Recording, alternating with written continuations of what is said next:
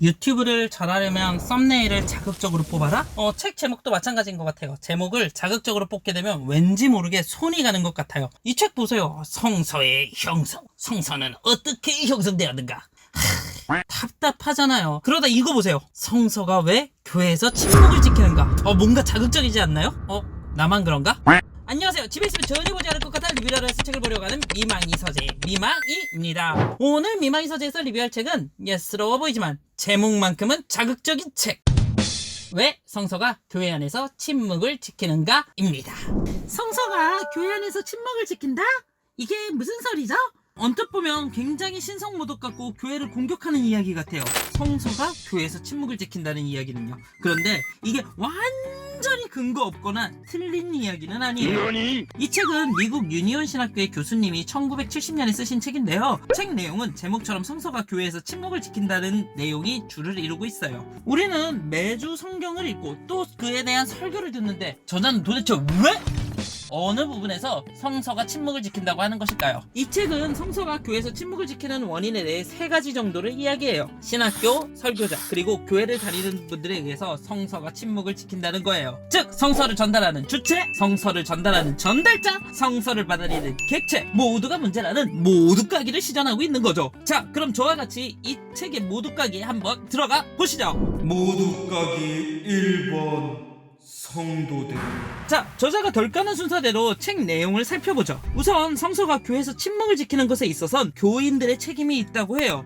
기분 나쁘실 수도 있으시겠지만 마음을 열어놓고 잘 한번 들어보세요. 지금 우리가 말하는 교회는 종교개혁 때 성당, 가톨릭으로부터 분리되어 나온 개신교 그룹을 이야기해요. 흥미로운 것은 이때 개신교가 분리되어 나올 때 했던 말이 오직 성경으로 솔라 스크립투라라는 말이었어요. 이 당시 성당 카톨릭에서 최고의 권위를 가진 것은 성서를 해석하는 교황이었어요. 교황이 성서를 보고 A라고 하면 A가 되는 거고 B라고 하면 B가 되는 그러한 시대였어요. 그런데 교회, 개신교는 이 권력 구조에 있어서 잘못됐다고 이야기를 했어요. 이들은 기독교 안에서의 최고의 권위는 성서 그 자체, 성서가 말하고자 하는 메시지가 최고의 권위라고 여겼어요. 그래서 이게 종교개혁인 거예요. 권위의 기준점이 다른 곳으로 바뀌어진 거니까요. 즉 애초에 교회, 개신교라는 집단은 성서의 메시지에 집중하고 있는 종교라는 거예요. 그런데 저자가 보기에 현대 기독교는 성서에 집중하지 않고 있다는 거예요. 이해 가나요? 저자는 그냥 단순하게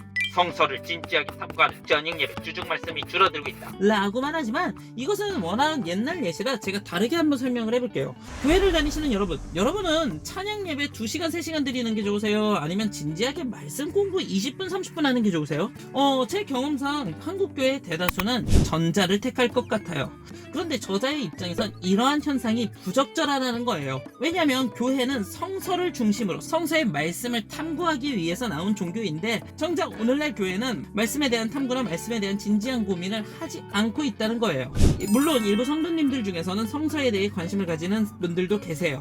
매일 큐티를 한다든지 성경 통독을 한다든지와 같이 말이죠. 그런데 저자는 이분들조차도 성서가 쓰인 시대적 상황, 저자가 글을 쓴 목적에 대해 관심을 가지기보다는 자신이 원하는 대로 해석한다라고 비판을 하고 있어요. 여기에 가장 적절한 예가 우리가 잘 아는 성구 네 시작은 미약했으나 그 끝은 창대하리라예요. 우리는 이 이야기를 굉장히 축복 혹은 뭔가 이제 시작의 출발점으로 두기엔 너무나도 좋은 성구라고 이야기해요. 하지만 욥기 전체적인 문맥을 봤을 때 이 성구는 그닥 좋은 성구가 아니에요. 오히려 축복보다는 약간 저주의 성구 혹은 잘못된 오류적인 발언으로서 이야기를 하고 있는 거예요. 그런데 우리는 이 성구가 어떻게 어떤 의미로 쓰였는지를 탐구하기보다는 이것을 우리 입맛대로 쓰죠. 즉 저자에 의하면 성도들은 성서에 대해 관심이 없을 뿐더러 관심을 가지더라도 자기 입맛대로 해석하는 것, 그래서 성서가 침묵을 지킨다는 거예요. 그런데 다행히도 책에는 이런 내용이 그리 많지는 않아요. 저자가 성도보다 더 많은 부분을 할애하여 비판하는 그룹이 있어요. 모두까기 2번 설교자들. 성도들이 왜 성서에 관심이 없는가? 성도들이 왜 자기 입맛대로 성서를 해석하는가? 여기에 있어서의 근본적인 원인은 바로 설교자들 때문이라는 거죠. 설교자들은 신학교에서 배운 신학을 설교, 성경 공부 시간에 성도들에게 제대로 설명을 하지 못했기 때문에 성도들이 이렇게 되었다라는 거예요. 자, 이게 무슨 말인지 이해가 안 되신다면 이렇게 생각해 보시면 될 것 같아요. 제가 아까 성도들이 성경을 자기 입맛대로 해석한다. 예시는 욥기 8장 7절 이렇게 설명했잖아요. 그런데 이 책 자체는 자체에는 욥기 8장 7절에 대해 나온 내용이 없어요. 이 책은 이 부분에 대해 이렇게 이야기해요. 성서에 대한 가장 중대한 문제는 지나칠 정도로 너무 개인주의적인 해석에 빠져버리고 그렇게 됨으로 인해서 성서가 전해주고 있는 메시지의 가장 신랄한 요점에 대해 침묵을 지키고 있다는 점이다. 문장이 한눈에 들어오지도 않고 이해도 잘 안 돼요.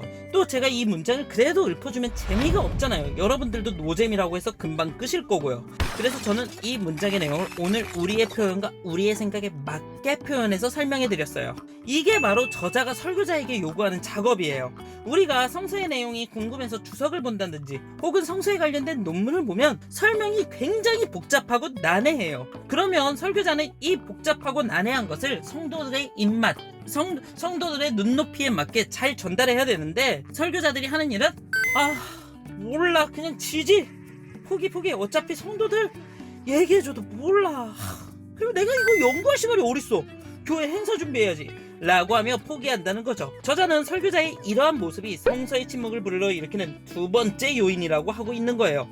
여기까지가 이 책 내용의 대략 한 20-30% 정도이고 사실 이 책의 대부분의 내용은 신학교를 비판하는 데에 쓰이고 있어요. 모두 까기 3번 신학교. 거룩한 성지도구산이라고 불리는 신학교에 무슨 문제가 있길래 저자는 신학교를 비판하는 것일까요? 그것은 신학, 성서학이 너무 전문적이어서 문제라는 거예요. 성서학이 전문적이고 체계적이어서 문제다? 오히려 이 영상을 보시는 많은 분들은 성서가 전문적이고 체계적이면 그만큼 좋은 거 아닌가? 라고 생각하실 거예요.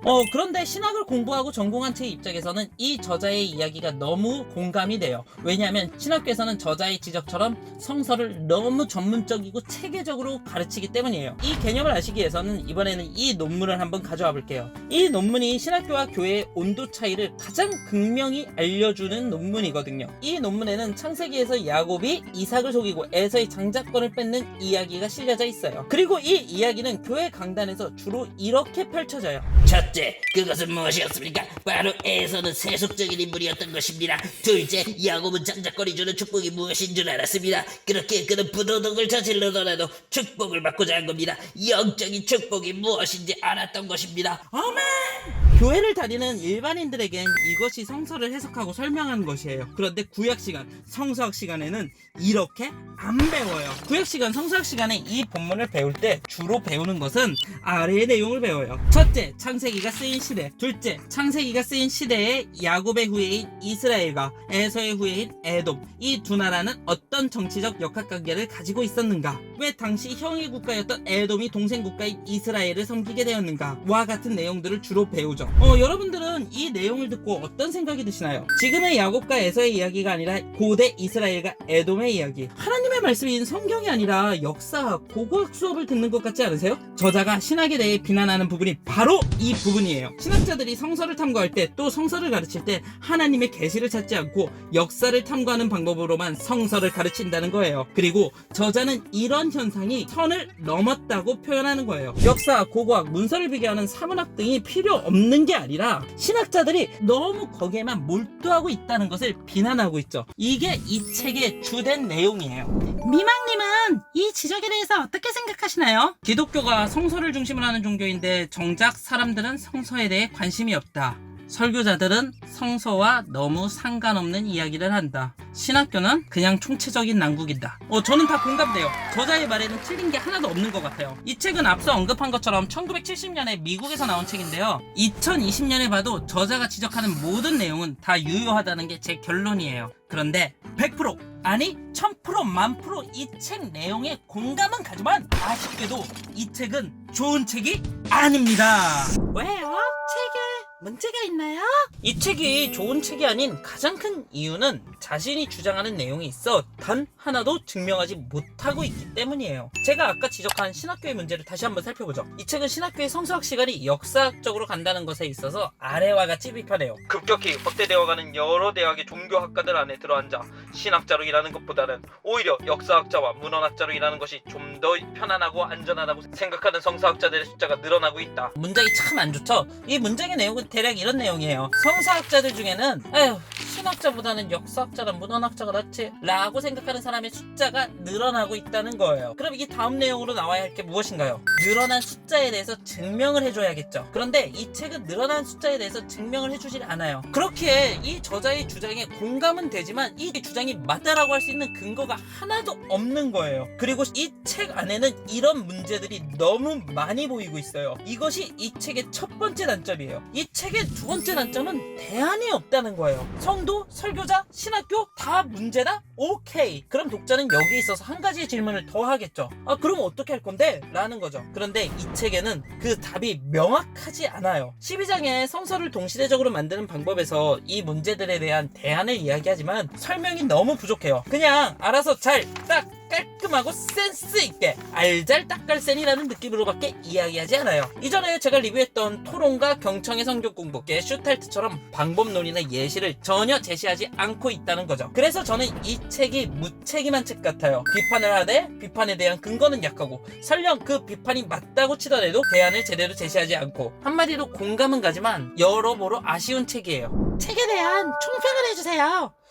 제목은 자극적이에요. 내용도 공감이 가요. 그런데 주장들을 지지하는 근거가 너무 약해요. 대안도 없고요. 번역도 안 좋고 설명도 친절하지 않아요. 감정적인 동의나 위로는 얻으실 수 있겠지만 학문적인 내용은 그닥 얻지 못하실 거예요. 이것으로 집에 있으면 전혀 보지 않을 것 같아 리뷰라에서 책을 보려고 하는 미망이의 서재. 왜 성서가 교회 안에서 침묵을 지키는가? 리뷰 마치도록 하겠습니다.